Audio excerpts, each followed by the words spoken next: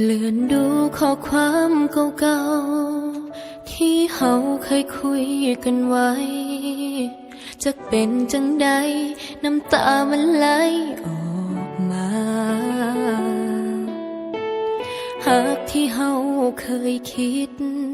เป็นอดีตแล้วบ่อายจ้า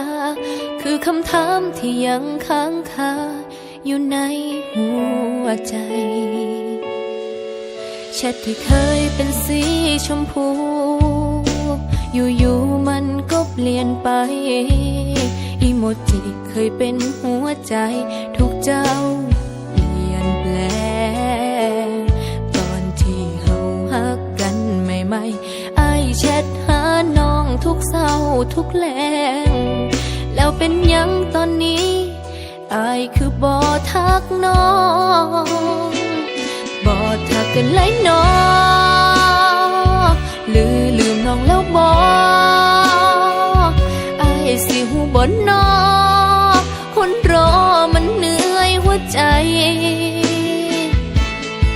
จุดสีเขียวบอกว่าอ้ายอ่อนหรือปิดไฟนอนแล้วอ่อนเฟซไว้หรือว่าอ้ายคุยกับใครอยู่นอกคนดี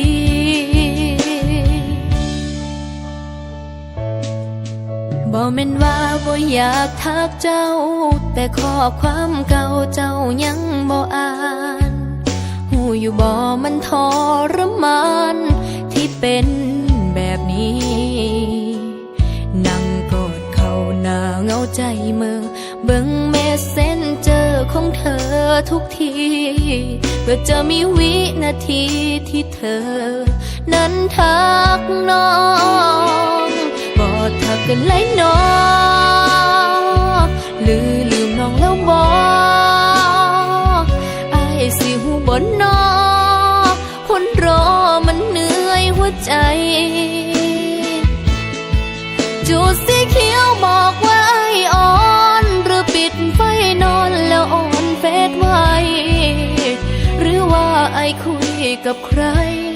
อยู่นอกคนดี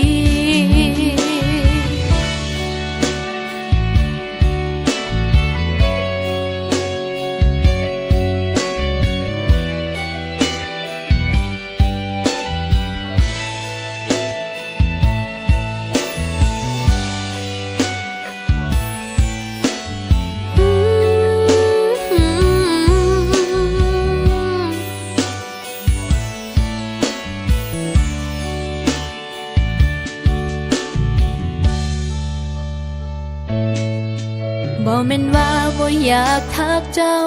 แต่ข้อความเก่าเจ้ายังบ่อ่านหูอยู่บ่มันท